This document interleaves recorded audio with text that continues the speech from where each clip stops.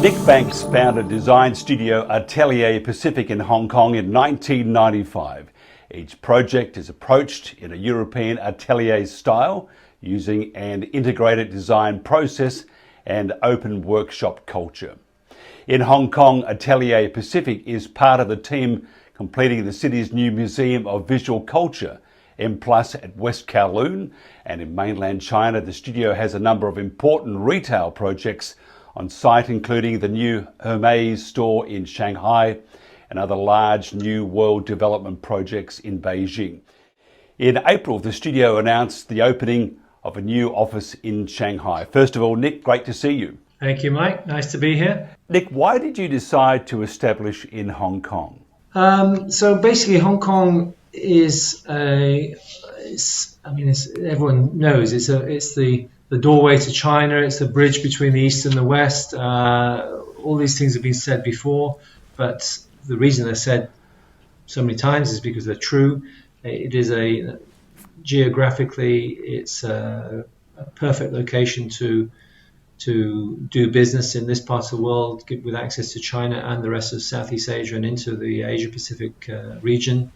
But I think beyond those things that most people would know, most of your viewers know already, maybe less well known is what an amazing city Hong Kong is. For those people who haven't visited here, it's a very dynamic city with people who are very hardworking and very respectful, and actually very, very creative as well, given the opportunity.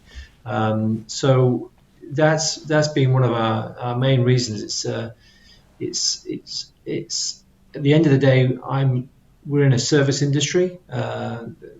Design and architecture is a service industry, albeit a profession, and service in Hong Kong and Asia is generally of a very, very high standard and well respected and well appreciated. And that's something that has been important to us, having our business here. That basically it means that we've created a business that allows respects what our customers, our clients have to say. We don't impose our design ideas onto them. We actually listen to what they want. We give them solutions that are specific to their problems. And so we have a very professional attitude towards the way we do business. But at the same time, we have this rather unique high level of service. This is unique to Hong Kong and I should say perhaps Asia, where basically clients feel they can pick up the phone or send a WhatsApp message or WeChat message and get access directly to whoever they're working with at the time. So it's really about the service levels, really. If like that's one of the key parts that Hong Kong has offered to us. What's the time right to expand into China, and what type of projects are you working on there, and how do they differ from what you have done in other cities? Well, so China is an interesting. It's very hard to sum up China in a very short sort of few sentences. We've been working in China for the past 25 years, and arguably we are now in China since '97.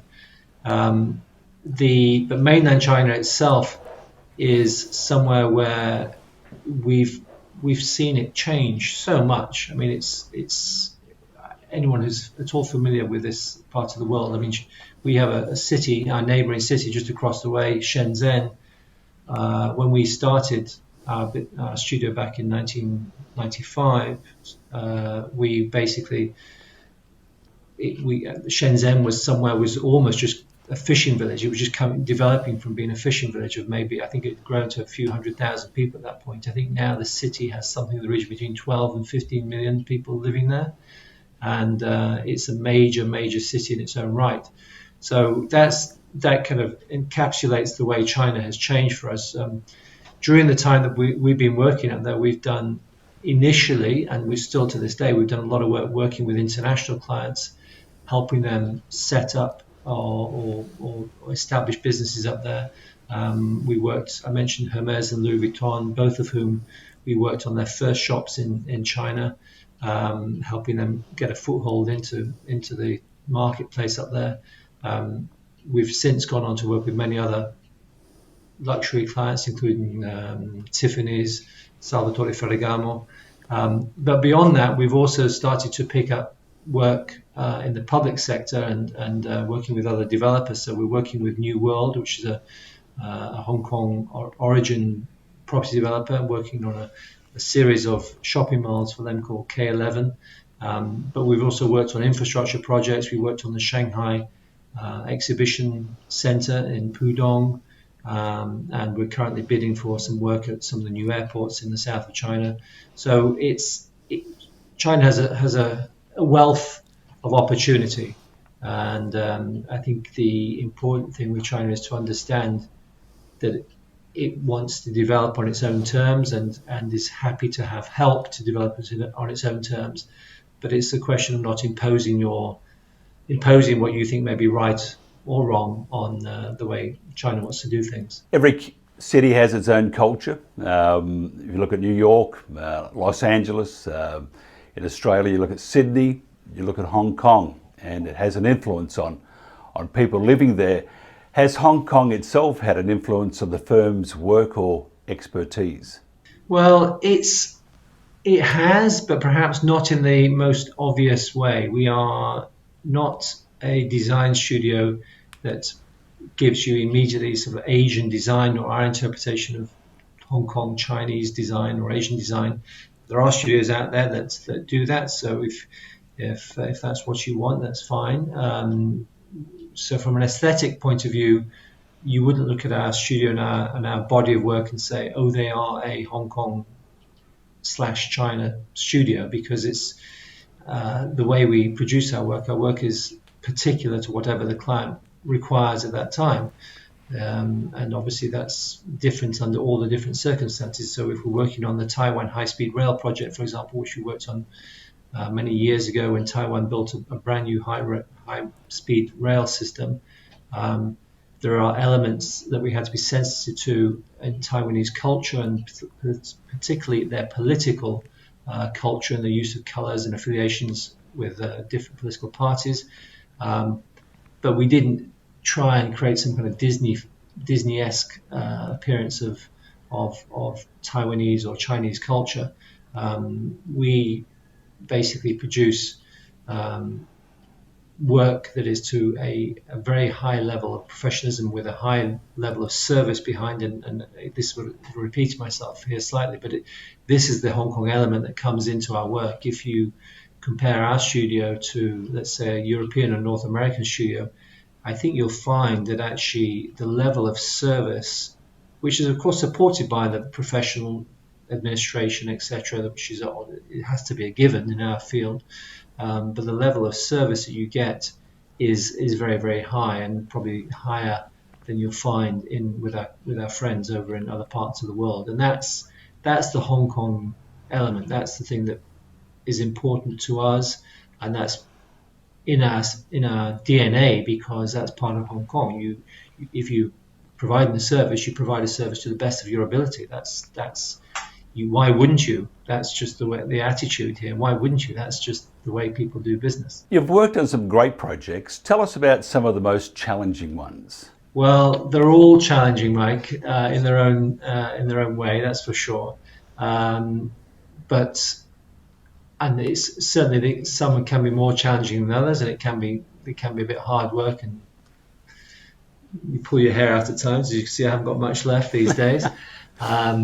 But most of my colleagues, myself and my colleagues, we all know you become a designer or an architect not for the money side. You go into it for the satisfaction of helping people, and also seeing things materialize that you create or that you work on. So you just see something moving from the drawing board or the computer screen these days to a real life three-dimensional space. It's hugely satisfying. But for sure, there are times where you think, well, this really is hard work. I mean, I can think of two projects that we've done in the past few years, which had a lot of challenges. Were just by coincidence were both historical conservation projects. One was for the Italian fashion brand Prada, on their epicenter in Shanghai, historical villas renovated back to their former glory, 1920s former glory, and another one, the Fringe Club, which is an art center here in the middle of Hong Kong. It used to be an ice storage building. Both those projects had their challenges, not from the client side, but actually from the planning and the bureaucratic side, because one was in Shanghai, one was in Hong Kong, but in both cases we're dealing with economies and societies where they're very dynamic and very forward looking, and that often means dismissing what happened in the past. In both these cases, because we're dealing with historical buildings, that was something that the planning authorities had a few issues with, because most of the planning regulations are understandably in place for new buildings to make sure they've got adequate fire safety, adequate services, etc. And to impose modern building regulations onto historical buildings can be very, very challenging indeed. But in both cases, we got through them, and I think both have proved to be hugely successful. So everyone loves going to see revitalize old buildings. I think wherever you are in the world, there's something it touches something inside all the people. Tell us about your involvement in the Gagosian Gallery, what it entailed, and how you came to be selected as the local architect. Well, it's interesting you asked that, because that's by coincidence. That was also a historical building. So it's on the top floor or penultimate floor of the Pedder building here in Hong Kong. And we were approached by Gagosian through another client of ours, Louis Vuitton, the fashion retailer, French fashion retailer. We are very fortunate that over our 25 years, we've had a lot of repeat clients, a lot of clients that come to us through word of mouth and references, which is really, we feel, is the best way to get new work. And Louis Vuitton was a case in point. We've been working with them for almost 25 years. We've done numerous projects with them throughout the Asia Pacific region. So someone fairly senior at Louis Vuitton was friendly with Larry Gagosian, the owner of Gagosian Gallery, probably the biggest, one of the most important art dealers in the world. And they wanted to expand into Asia and open a significant gallery space in the center of town. And so Louis Vuitton very kindly suggested that we would be the people to help them do that. And that's what we did. It's a fantastic complete floor of the building. It's about 10,000 square feet, something like that. So it's a fairly decent sized gallery, perhaps not as big as you might get in some of the bigger spaces in Australia or North America, but it's big by Hong Kong standards, certainly in the center of Hong Kong.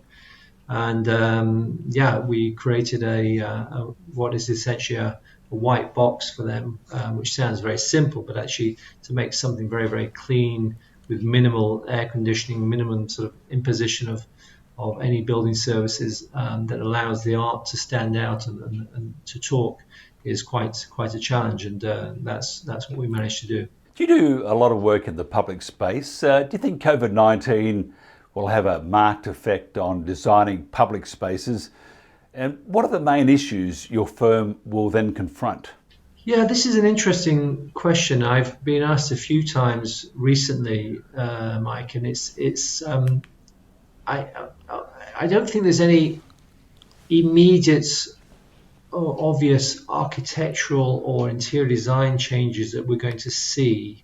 It's not. I don't think there'll be things that will immediately change. We just worked on the Hong Kong Museum of Art here in Tsim Sha Tsui in Hong Kong, and which just opened about a year and a half ago. So it opened basically just as COVID was kicking off.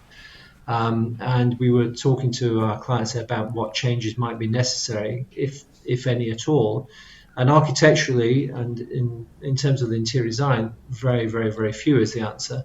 What we are going to see in terms of public buildings and public spaces will be a lot more stuff behind the scenes. So there'll be perhaps things like obviously temperature checks are in place already.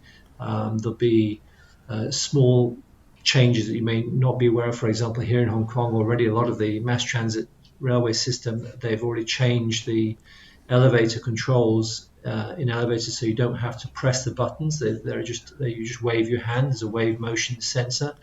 The handrails of the escalators have UV light attachments, which just mean they're constantly being cleaned. So there'll be a lot of stuff like that you become aware of only if you look for it, so to speak. There'll be UV light cleaners in air conditioning systems, that kind of thing. So there'll be a lot of stuff that's going to affect the spaces around us from a services point of view, which will hopefully make them safer, etc. to be in. As regards the actual architectural side, there will be some, I think in the bigger open public spaces, there will be some move towards perhaps discouraging people gathering together closely. So that will be, there'll be some tricks of the trade there that may have to be brought in to perhaps public open piazza spaces where the use of different types of paving or planters, that kind of thing, to keep people a little bit further apart. I think you may see some of those changes coming through, but to be honest, they take a little bit longer to be implemented, and I think before you see that happening, hopefully we will be in a better place with COVID than we may be, depending on how the vaccinations go. It's a terrible thing, COVID. I don't mean from the health perspective, but just what we were used to and what the world had become. And then basically overnight it all stopped. And I don't know about you, but I really miss the days of being able to hop on a plane and fly, just fly to Hong Kong or fly back to the States or go to Fiji or somewhere like that. Even pop over to England to watch New Zealand, thump the Poms in the cricket, which is always good fun. But not so much so for the English, I might add. No, but we don't care about that. You see, we're convicts down here anyway, so we don't care. It's just getting you back, which is really interesting if you think about it. I mean, could you imagine 300-400 years ago, or say 300 years ago, and they said, you're all going to be sent to a place with beautiful beaches and fantastic weather. I mean, you'd all want to steal a potato to be on the next boat out, wouldn't you? Absolutely. That's the biggest irony in English Australian history, that we someone in their wisdom thought they were sending people away to somewhere that they wouldn't want to be, and now how the tables have turned. Everyone wants to live in Australia. Yeah, we can play better cricket mainly, and when we don't cheat in South Africa, and also we have lovely wines here and beautiful weather. Look, we talk about COVID and how it was really bad for for the world, which it was just a disaster, and it continues, because I saw that Atelier Pacific are in a spot of bother, and they're winding things back to make sure that they don't suffer any more pain. What about in your industry? Did COVID sort of hit the confidence in investment, or did they say, well, here's an opportunity to establish ourselves in a marketplace? That's a great question, because actually design and architecture is often, or certainly in our field, is a bit of a canary in a coal mine. So by that I mean that we really have a sense of how people feel about the economy. And so when COVID came along, of course it was completely unexpected. There was some uncertainty, but actually, despite how severe it's been, and it's been very, very, very severe in some parts of the world, economically, a lot of people have seen it as opportunity. I mean, this is part of business. People see opportunity when the markets are down, when there's uncertainty, and we've actually, I won't say benefited because that sounds a bit insensitive, but actually we have quite a number of clients who have said, well, okay, things are not looking great, but this won't go on forever. And in the time span of most construction projects, they expect things to be better by the time we've finished the construction. So I mean, even a very simple shop fit out from start to finish, you're going to be, even the most quickest one realistically is something like 6 months, and we have a lot that are more in the range of a year to or even a couple of years, because by the time our clients have negotiated with landlords, and by the time we actually go through the design process and then open the shop, it can be quite a long time. So actually, we've seen quite a lot of work. Actually, to be honest, there are a lot of people, a lot of our clients. Again, whether it be the retail business, such as the Hermes, the Salvatore Ferragamos, the Dolce & Gabbanas, the Tiffany's, they see a lot of opportunity in China, where perhaps they can negotiate slightly better deals with landlords because of uncertainty to open new stores or expand or consolidate in some way. But also actually even within the infrastructure field. I mean, here in Hong Kong, we're working on the new sports stadium, the sports park over at Kai Tak on the site of the old airport. And that's obviously a very long-term project which had started before COVID. And although it's suffered a little bit in the programming because of logistics issues of getting people to meet, etc., so it's slowed down a little bit over this past year. It's still going bang on schedule, basically. So it's or full steam ahead, I should say.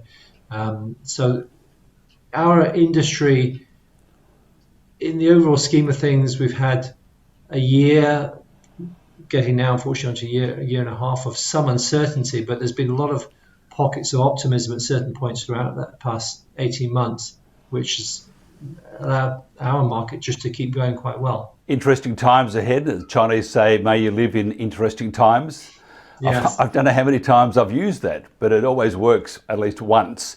But I wish it wasn't so interesting, although who knows what the world's going to be like in maybe 12 months. Where do you see your firm being in 12 months? Well, I think we'll be as busy as we are now, which is actually quite busy. We have opened a full-time office in Shanghai recently, which allows us to, we've moved a set of people up from Hong Kong to run the Shanghai office. We've always had a presence up in China, but this is a more permanent base, which has been a result of COVID, where we weren't able to travel as much. So we thought, well, let's just make the jump and set people up there where we feel we can still maintain the same quality. So I think China is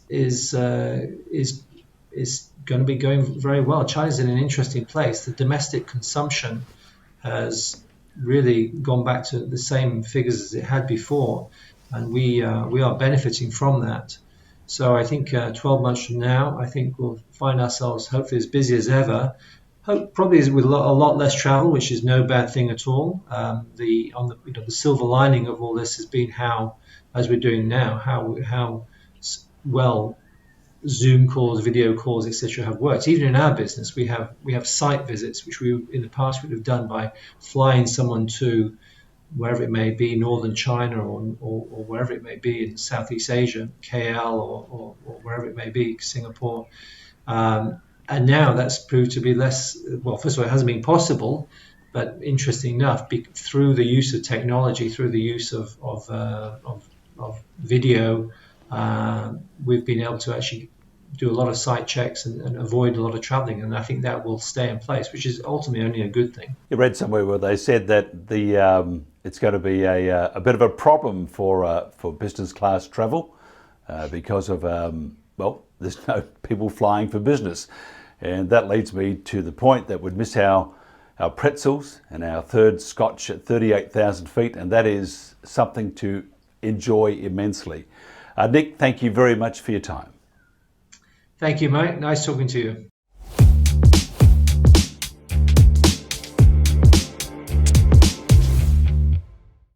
Winemaking requires a good year, really a combination of the right grape, the right place, the right environment. And one might say that's a certain amount of luck. You may get a frost on April 8th, and all of a sudden you know your yields are going to be 40% less than they were the year before, and there was nothing you could do about it. We have to understand things like microbiome now, which is the whole microflora that happens in this vineyard, that actually happens in our fermenters. And then there's the purpose and the hope of the winemaker. You can tell when you go out and look at a vine. You can tell whether or not it's happy. You can tell how much stress it's under. I think of it as just working with your eyes open. It takes a lot of kind of intuition, and you really do it by trial and error every year, working with the individual components of each individual vineyard and lot and how you blend those together. And finally, you made your decision, and that's your wine for the year. And then there is, of course, the technical aspects of it, because there are many ways to make wine. There's a lot of engineering involved, how you ferment the wines, what temperature control you use. So there's a whole synthesis of the art, meaning the psychic of the winemaker and what he wants to do. Nature, meaning the luck of what you get. And finally, there's the science and technology. It just fuses to create this beverage, which is more than just a beverage.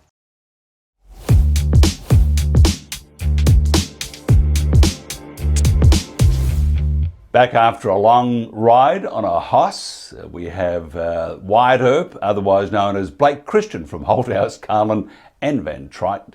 Blake, great to see you once again. And good to see that you're not walking funny either after your wonderful horse ride. Well, yeah, I was in Jackson Hole and Yellowstone, so got a little Western country in my blood there. Now, inflation continues to rise. Is there evidence that it's not a temporary phenomenon? Well, I guess the evidence that it's more than temporary is the Fed chief said it's temporary. Don't worry about it. So there, he's getting bombarded with evidence that we have a major uptick in inflation, but he seems to be in denial. So everybody else that I talk to says this is really bad inflation right now. And quite possibly getting worse. And it's interesting, mainstream media is now catching on to that. The Federal Reserve is not stepping in to control inflation in the medium term. What are the reasons for this? And is this the best course of action? I presume not. Yeah, I mean, they have their long-term, plan of stopping, pumping money into the economy. And so they're just kind of sticking with their script. Some of these things were beyond their control. Some of them were self-created, but most of what I've read today is that they have this big conference in Jackson, Wyoming in August, and so they seem to be stalling and telling everybody, don't worry, it's temporary. And I think they just want to get their collective message together. But I don't think we're going to hear a whole lot or see any Fed action until that August meeting, which is kind of their major once a year event. I saw a cartoon the other day about G7, and it had all the usual suspects there standing. You've probably seen that picture of them anyway, standing there. The caption said, "Group of people who destroyed world economy get together to fix world economy." And I thought that was pretty apt and probably hit it right on the head, I would imagine. Now, Blake, what's the latest stats or statistics telling us about the US economy and further inflationary pressures?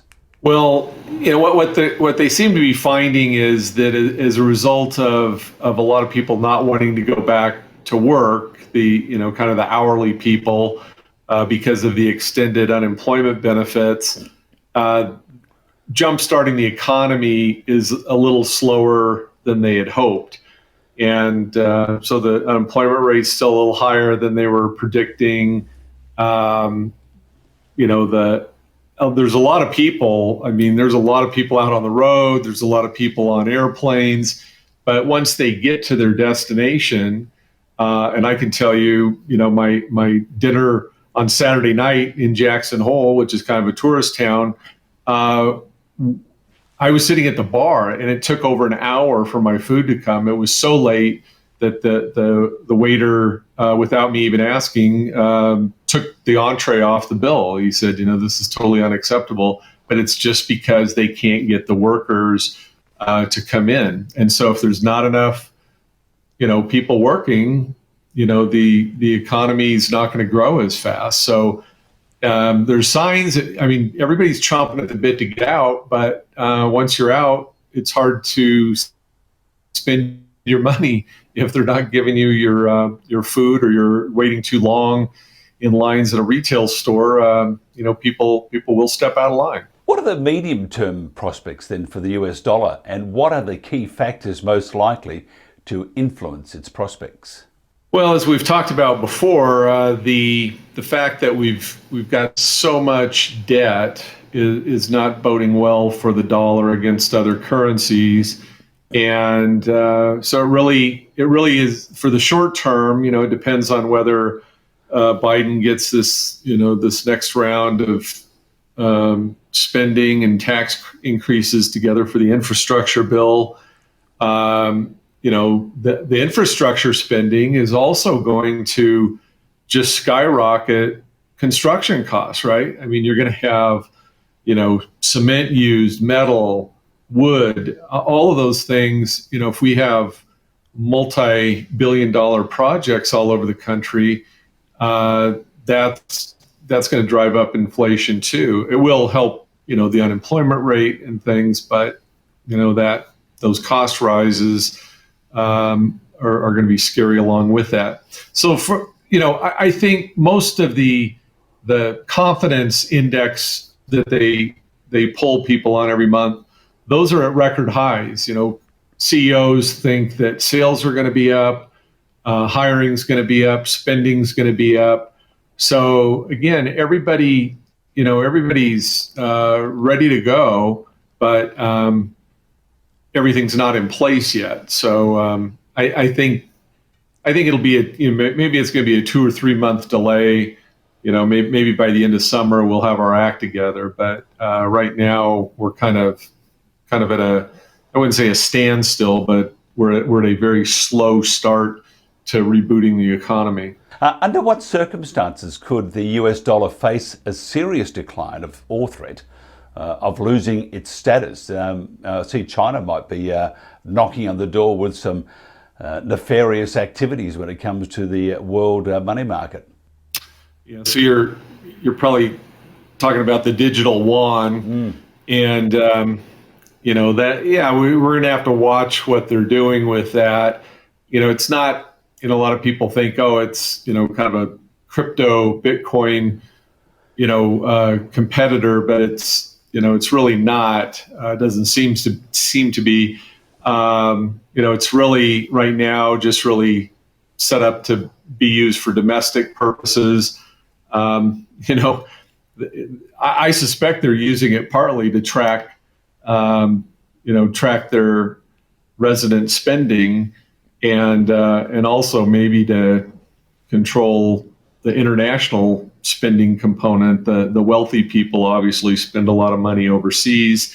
They've cracked down at different times on how much money they export and things. So I kind of think it's a little bit of their whole control philosophy, rather than trying to come up with a crypto-based denomination. But yeah, we're gonna have to watch that.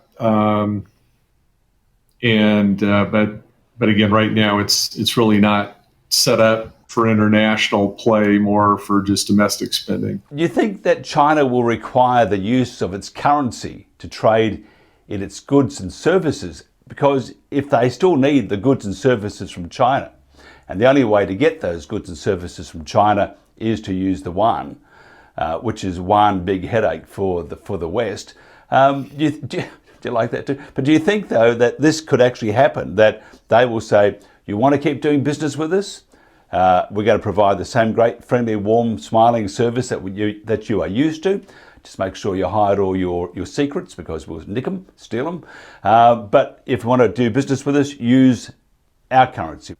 If that went down that path, the implications that you think that maybe the US dollar would lose a great chunk of value because the world's saying, well, we need those goods and services from that smiling, friendly, warm and fuzzy CCP. Yeah, I'm not going to be surprised at all for them to require that to, and they've made no secret that they would like to be the, kind of the world standard, the yuan, and replace the dollar. And certainly some of Biden's monetary policies are playing into their hands. So, I would be shocked.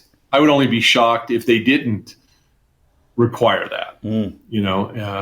Again, it's a control issue, and so I think we should probably get ready for that. I'm not enough of I don't have enough of a economic background to be able to tell you, how that would affect the dollar overall, but I think you're right. It would, it would certainly, likely lead to devaluation rather than, an increase in our value. Now, if somebody wants to find out more about Blake Christian and Holthouse, Carlin and Van Trite, how do they do that?